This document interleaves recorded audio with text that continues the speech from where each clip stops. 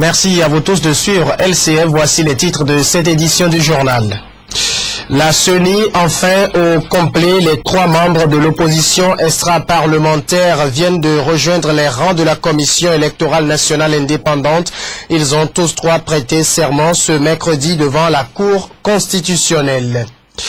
Les Togolais se rendent aux urnes ce jeudi 25 juillet pour élire les 91 députés de la prochaine Assemblée nationale.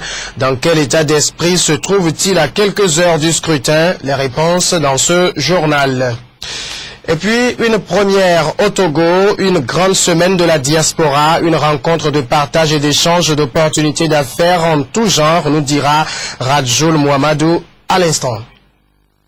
C'est tout pour le sommet. Merci à toutes et à tous de rester à notre compagnie. Mieux vaut tard que jamais. L'adage est très approprié dans la situation actuelle de la Commission électorale nationale indépendante. Les 3 sièges réservés à l'opposition extra-parlementaire qui étaient jusque-là vacants sont désormais occupés. L'Alliance nationale pour le changement, le Comité d'action pour le renouveau et la Convention démocratique des peuples africains CDPA ont tous 3 envoyé leurs représentants à la CENI. Les 3 personnes ont prêté serment ce mercredi au cours d'une séance extraordinaire de la Cour constitutionnelle. Radjoul Mohamedou. Bras droit tendu et à haute voix. Je jure solennellement de remplir fidèlement et en toute impartialité les fonctions de membre de la CENI dans le respect de la Constitution et du Code électoral. Les 3 derniers membres de la CENI, Commission électorale nationale indépendante, ont prêté serment devant 8 des 9 juges de la Cour constitutionnelle ce mardi. Le docteur James Amaglo Ducar, Abalo Achanti de l'ANC et Bouchou Sebabi de la CDPA complètent la liste des 17 membres de la CENI au titre de l'opposition extra-parlementaire, conformément à l'article 12 du Code électoral. À quelques heures du scrutin, les récipiendaires espèrent contribuer à faciliter un atterrissage en douceur pour un processus électoral longtemps sujet de crispation. C'est une cérémonie exceptionnelle pour un pays dans une situation exceptionnelle. Nous courons derrière la paix, nous cherchons la paix, nous sommes venus chercher la paix ici pour voir si on peut sauver, bien faire atterrir notre processus électoral. Tout le monde est dans la course, que les populations se mobilisent et votent en toute liberté. Parce que le Togo est en difficulté, il faut qu'il s'en sorte. Si nous sommes venus ce soir ici, contre toute attente, c'est que nous voulons que ça réussisse. Et nous allons aider à ce que ça réussisse.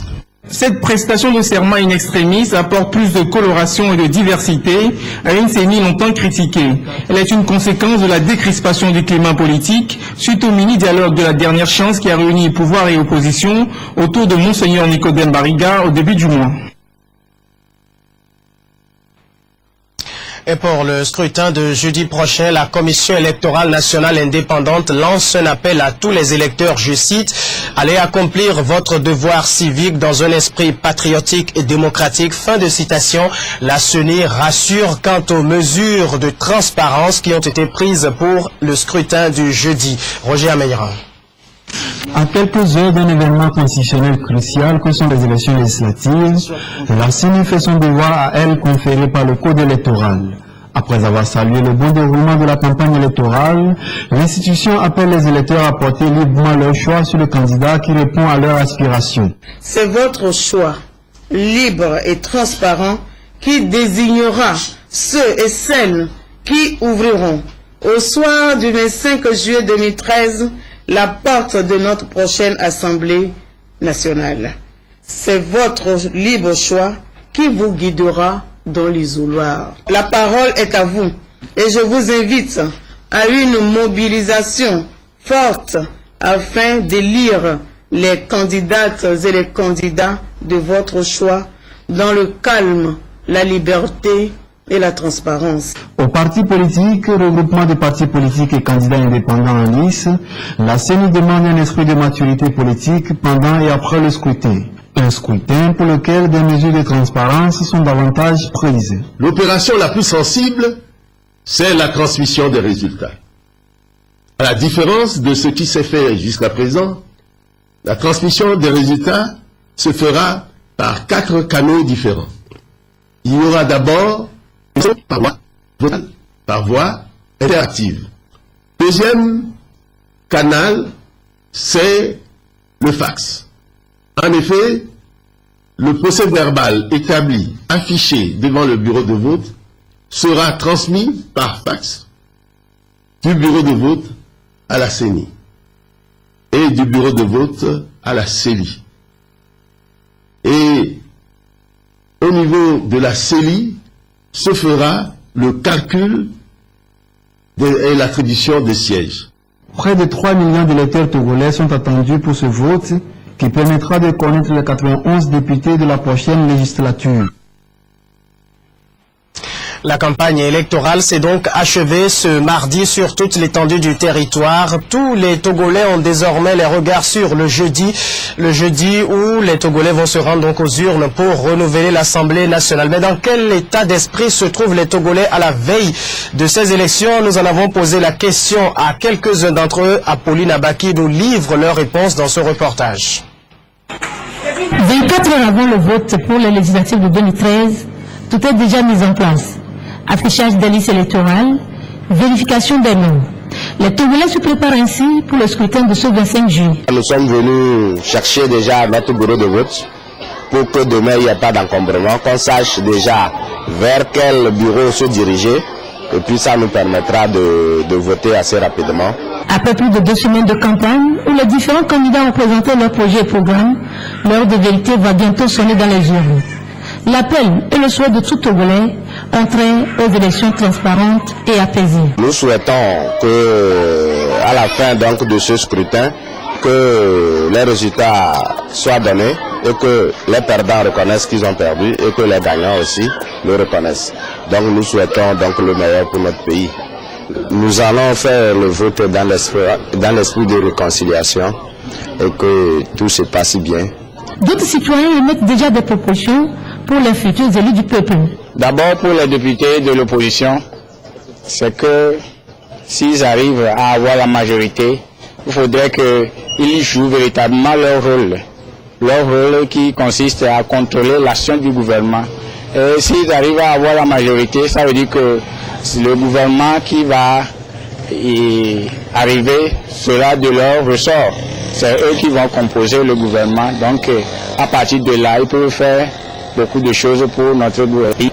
Mais s'ils sont en minorité, il faudrait quand même qu'ils osent pour que moi, si pouvoir de faire ce qu'ils ont proposé, ils prendront la population à témoin. Il faudrait que s'il y a quelque chose au moins à voter là, il faudrait que le Parlement soit responsable et vote. La balle est donc renvoyée dans le camp de la prochaine législature. Et de façon générale, tout le monde s'accorde à dire que la période de la campagne s'est déroulée dans un calme apaisé qui est surtout dû au travail remarquable abattu par la force de sécurité élection législative 2013, la FOSEL qui justement était face à la presse ce mercredi pour faire le point. Elle a salué le sens de responsabilité de tous les acteurs politiques. Hugatiko. Faire le point du bilan sécuritaire de la campagne électorale, c'est à cet exercice que s'est livré le haut commandement de la Force Sécurité Élection Législative FOSEL 2013. Face à la presse ce mercredi, le commissaire divisionnaire Koudouovo a salué le degré de maturité et du civisme des candidats et des populations, même si certains rares incidents ont été signalés. Cette période de campagne électorale s'est déroulée dans le climat. Les militants ou sympathisants des différentes sensibilités qui se sont souvent côtoyés au cours des meetings et caravanes sur le terrain ont fait preuve d'esprit de fraternité et de sens de responsabilité. Néanmoins, au cours de la campagne, il est à noter que de rares cas d'incidents isolés, rapidement circonscrits par les agents de la FOSEL 2013, ont été enregistrés, notamment à Bay, Kara, Tchévier, Guérenkouka et Bodje. Les explications étaient fournies aux journalistes concernant l'incident de Bodje, dont la cause, selon la FOSEL 2013, a été une altercation entre un militant de l'UNIR et celui de l'ANC. L'altercation a dégénéré en bataille entre les partisans d'UNIR et les partisans de l'ANC. On a dénombré effectivement 7 blessés du côté ANC et puis un blessé du côté UNIR. Voilà pour le moment ce que je peux dire sur les événements de Bogué. L'enquête est toujours en cours et vous aurez des résultats après. La FOSEL 2013, garant de la sécurité du scrutin, entend jouer sa partition pour le bon déroulement des élections législatives 2013.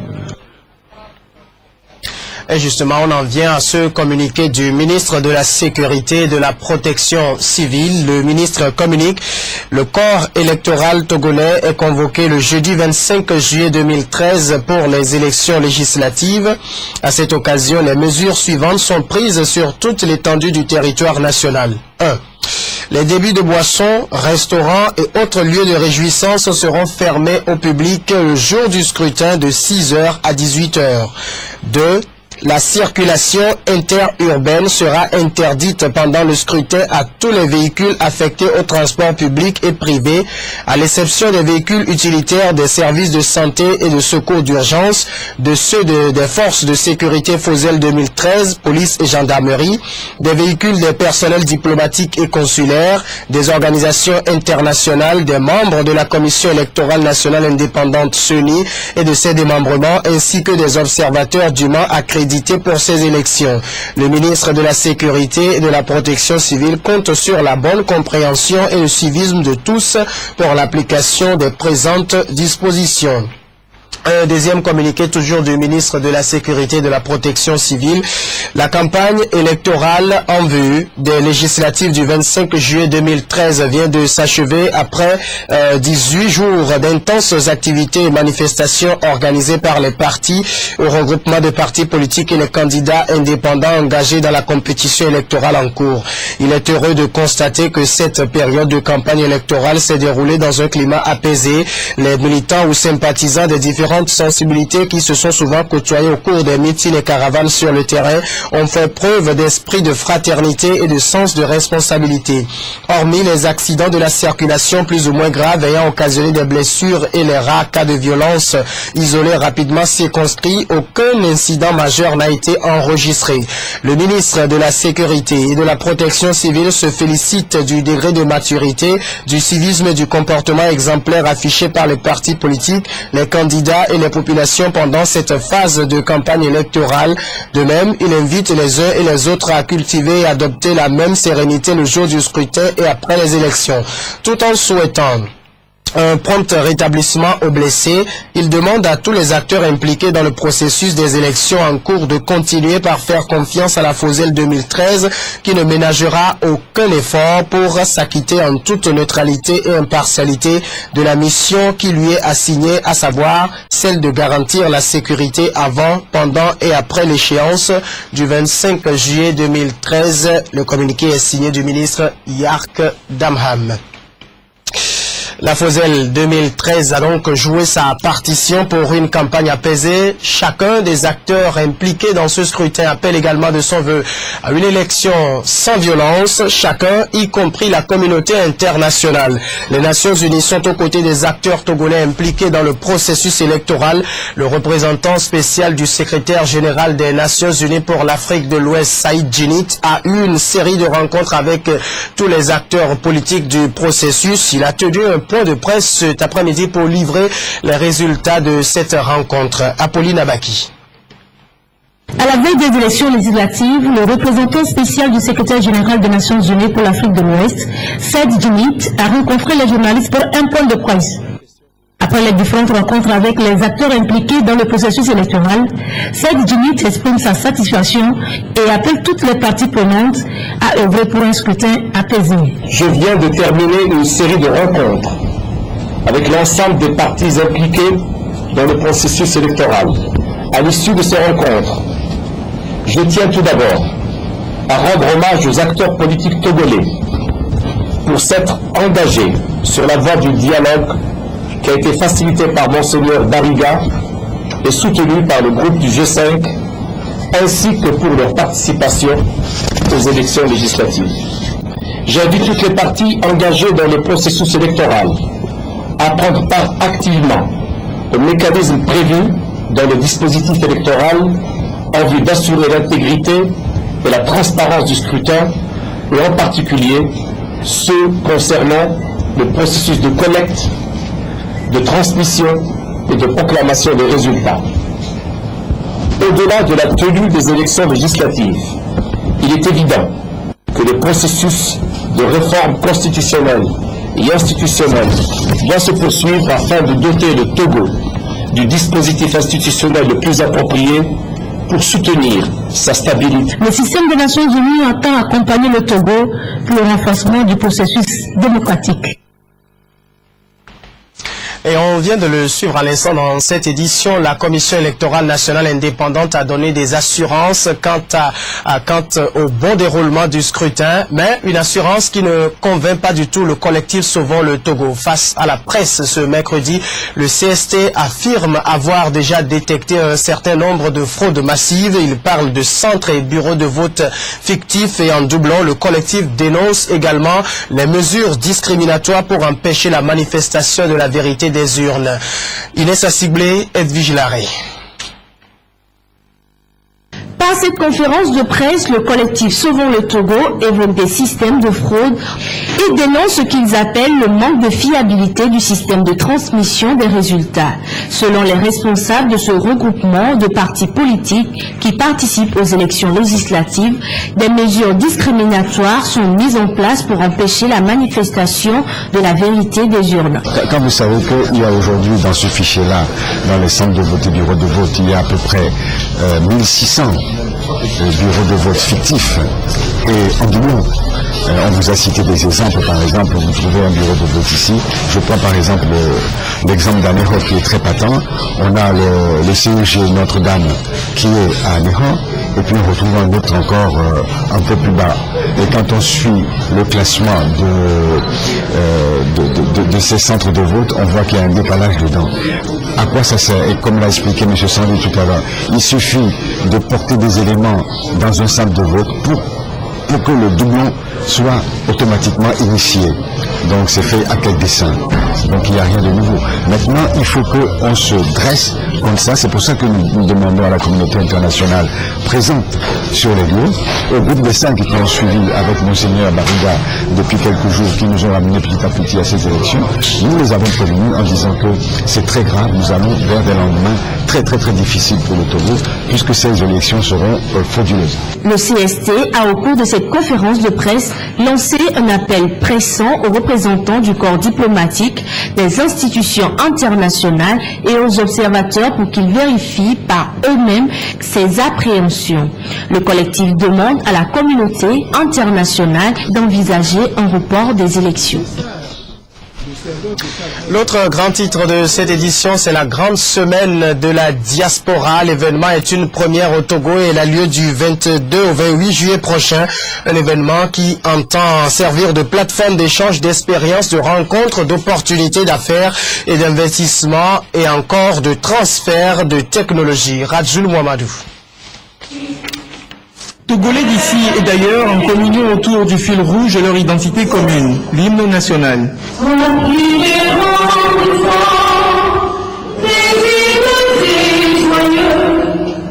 C'est l'ouverture officielle de la première édition de la grande semaine de la diaspora qui court du 22 au 28 juillet prochain.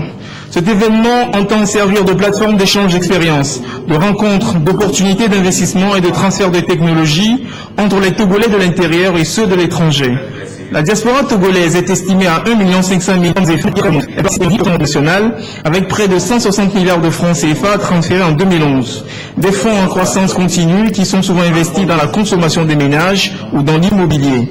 Des montants que les initiateurs de la grande semaine de la diaspora et le gouvernement souhaiteraient voir dirigés vers des projets d'investissement pour le développement du Togo. Si nous voyons l'apport de la diaspora dans l'économie, nous saurons que cet apport est souvent à sens unique.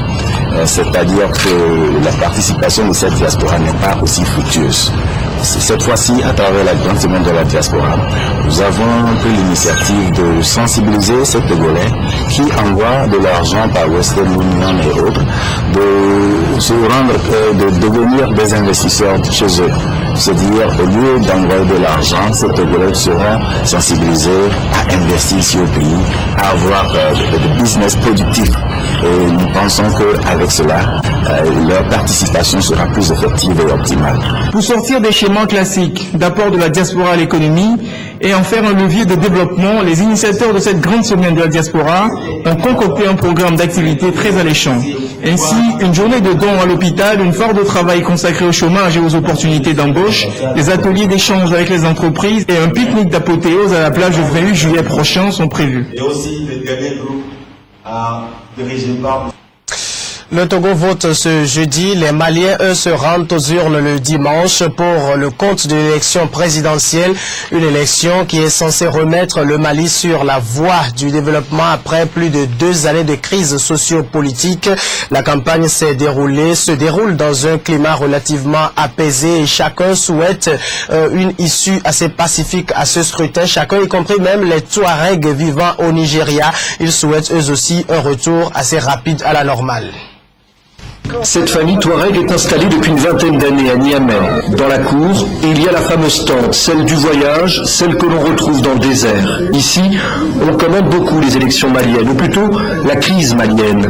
La division nord-sud n'a pas échappé à ceux qui partagent un destin commun avec ceux qu'ils appellent leurs frères maliens. Si un président est démocratiquement élu au Mali, on va peut-être enfin voir le règlement du conflit. Il y a déjà eu des combats, et cela n'a rien réglé. Maintenant, il faut que tout le monde joue le jeu de la paix. Le quotidien chez les Touaregs, c'est d'abord l'hospitalité.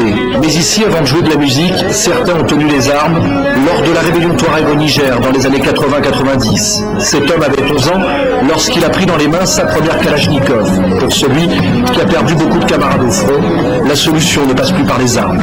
Parce que le Mali est un pays frère, et tout ce qui va arriver au Mali passera jusqu'au Niger. Niamey, une ville d'apparence tranquille, pourtant ici, la crise malienne ou sahélienne a frappé de plein fouet cette apparente quiétude. Plusieurs actes terroristes ont cherché à déstabiliser le pays, mais au Niger, l'unité n'en a été que plus renforcée. Les Touaregs sont bien intégrés dans la vie politique. Les Nigériens ont continué à cimenter leur unité à travers un facteur extrêmement important qui est l'islam. Et ça a constitué une nation plus ou moins. Alors qu'au Mali, les deux parties du Mali ont un parcours assez différent. De la réussite des élections maliennes dépend aussi l'avenir du Niger.